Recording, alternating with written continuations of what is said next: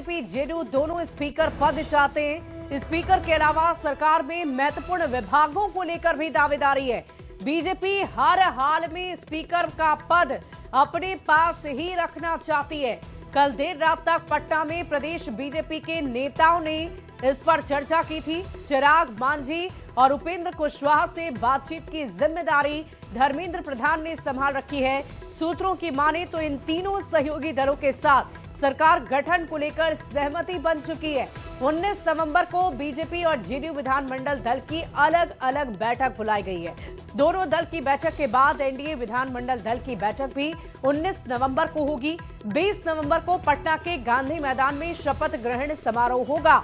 इस वक्त की बड़ी खबर आपको बता रहे हैं। देखिए, जिस तरीके से उम्मीदवारों को लेकर, सीटों को लेकर मंथन चल रहा था चुनाव से ठीक पहले, ठीक वैसे ही अब पद को लेकर किसे कौन सा विभाग देना है, कौन मंत्री बनेगा, कौन विधायक बनेगा, कौन स्पीकर रहेगा, इस पर चर्चा हो रही है। और देखिए, विधायक तो जनता ने तय कर दिया है, लेकिन अब मंत्री कौन बनेगा, किसे कौन सा विभाग देना है, कौन स्पीकर बनेगा, इस पर चर्चा चल रही है।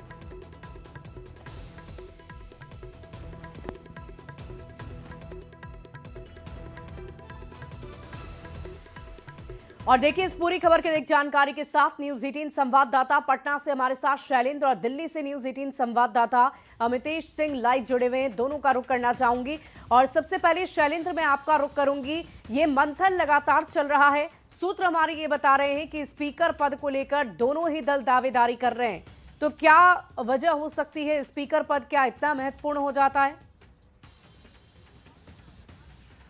आप बिल्कुल देखिए, सरकार चलाने के लिए और सदन चलाने के लिए विधानसभा अध्यक्ष की भूमिका काफ़ी महत्वपूर्ण होती है।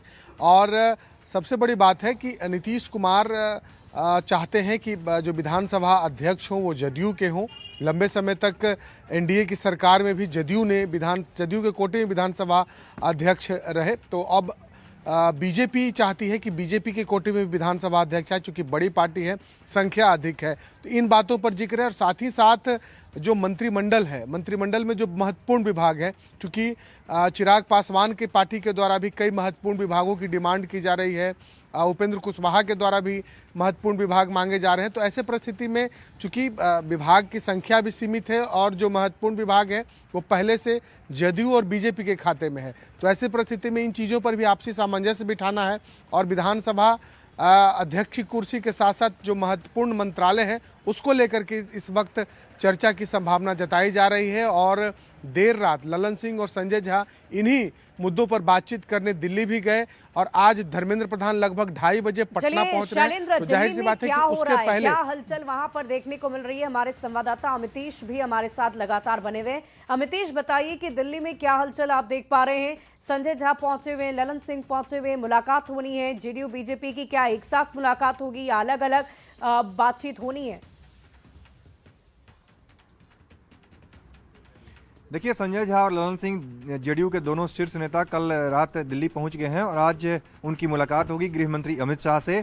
अमित शाह के आवास पर पिछली बार भी जब शनिवार को रात पहुंचे हुए थे संजय झा और ललन सिंह, तो काफ़ी लंबी मुलाकात चली थी, लगभग 3 घंटे तक मुलाकात चली थी। उसके बाद पटना गए, पटना जाकर मुख्यमंत्री और जेडीयू के राष्ट्रीय अध्यक्ष नीतीश कुमार के साथ उनकी लंबी चर्चा हुई, सब मुद्दों पर डिस्कशन हुआ। उसके बाद वापस दिल्ली आए हैं। तो आज की बैठक काफ़ी महत्वपूर्ण है क्योंकि कल जेडीयू और बीजेपी दोनों के विधानमंडल दल की अलग अलग बैठक होगी।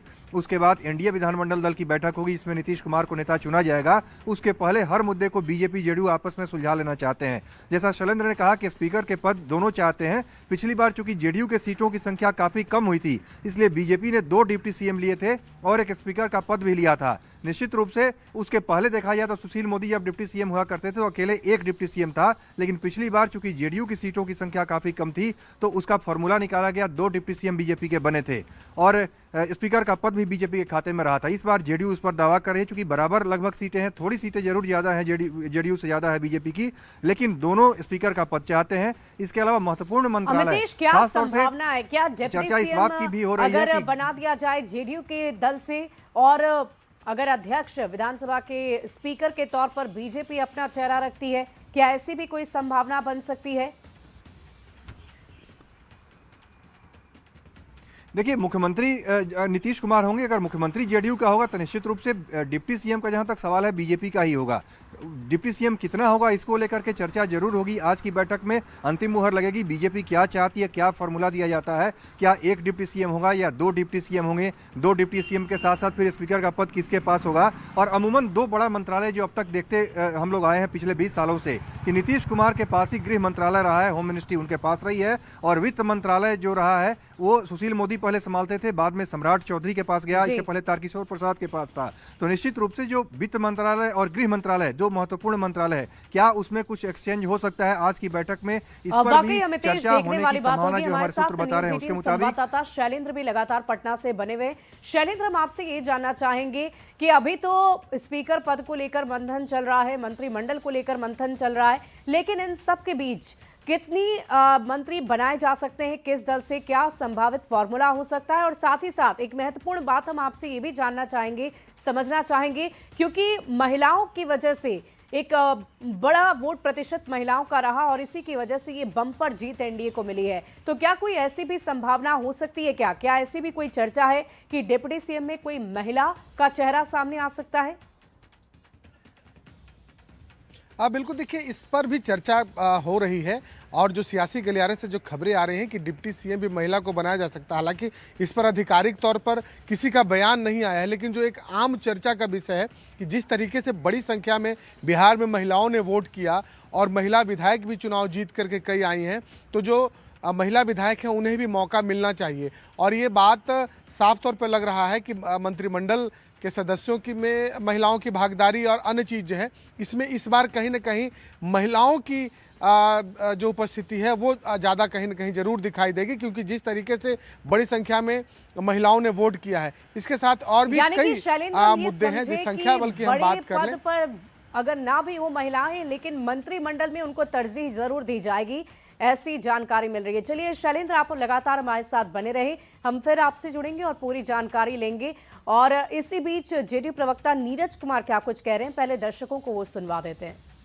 राज तिलक की करो तैयारी, ये आम लोगों की भावना है, और इसमें आदरणीय प्रधानमंत्री जी सहित एनडीए के विभिन्न घटक दल के नेताओं, शीर्ष नेताओं के आने की सूचना है। जो मीडिया के सूत्रों के हवाले से पता चला है, तो हसरत भरी निगाह से लोग उम्मीद लगाए बैठे हैं और राष्ट्रपिता महात्मा गांधी के चरणों में शीश झुका करके वह कार्यक्रम आयोजित होगा, वह राज्य की राजनीति में मील का पत्थर साबित होगा। और देखिए हमारे साथ न्यूज 18 संवाददाता शैलेंद्र और अमितेश दोनों ही लगातार बने हुए हैं। और देखिए जनादेश ऐतिहासिक है तो जश्न भी ऐतिहासिक होगा, और इसको लेकर बड़ी तैयारी चल रही है। और इसी बीच क्या तैयारियां चल रही है राजधानी पटना के ऐतिहासिक गांधी मैदान में, इसकी जानकारी शैलेंद्र से ले लेते हैं। शैलेंद्र, क्या तस्वीरें गांधी मैदान में आपने देखी है, कैसी तैयारी चल रही है? देखिए भव्य तैयारी है, और 2005 के बाद एक बार फिर से मुख्यमंत्री नीतीश कुमार गांधी मैदान में शपथ लेंगे, और इस शपथ ग्रहण समारोह में प्रधानमंत्री नरेंद्र मोदी, अमित शाह, जेपी नड्डा के साथ साथ एनडीए शासित राज्य के सभी मुख्यमंत्री, उप मुख्यमंत्री और एनडीए के जो अन्य सहयोगी होंगे वो आएंगे। लिहाजा एक 2 बड़ा मंच बनाया जा रहा है, जिस पर एक और एनडीए के विधायक भी रहेंगे और तमाम जो बड़े चेहरे वो भी रहेंगे। और सबसे बड़ी बात है कि चूंकि गांधी मैदान एक काफ़ी बड़ा इलाका है, काफ़ी बड़ा मैदान है, तो वहाँ लाखों की तादाद में लोग भी पहुँचेंगे अलग अलग जगहों से। जो अलग अलग जो विधायक चुनाव जीत करके आए हैं वो तमाम लोग और उनके समर्थक वहाँ पे मौजूद रहेंगे। तो एक बहुत ही बड़ा, भव्य और ऐतिहासिक कार्यक्रम किया जाना है, और कहीं ना कहीं इस शपथ ग्रहण समारोह से एक मैसेज भी देश में दिया जाएगा एनडीए की एकजुटता का, क्योंकि एक बड़ा मंच होगा जिस मंच पर एनडीए के तमाम घटक दलों के साथ साथ देश के प्रधानमंत्री नरेंद्र मोदी भी मौजूद होंगे। जी वाकई शैलेंद्र, बड़ी तैयारी की जा रही है। और इसी बीच अमितेश से हम जान लेते हैं, क्योंकि आपने अभी अभी चर्चा की कि बहुत सारे दिग्गज लोग दिल्ली से भी, अलग अलग राज्यों से भी मुख्यमंत्री एनडीए घटक दल के बड़े चेहरे आ सकते हैं। अमितेश, कौन कौन शामिल हो सकता है, किसी किसी आमंत्रण भेजा गया है, कोई जानकारी आपके पास?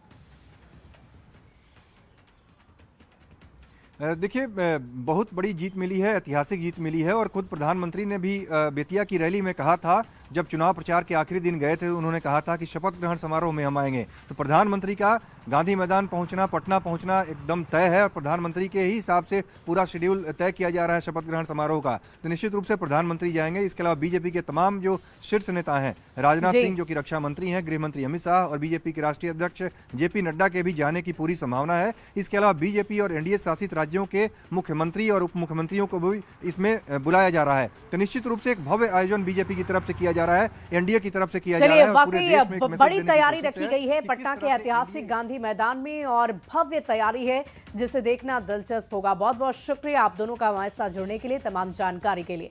बढ़ते आगे, अब आपको एक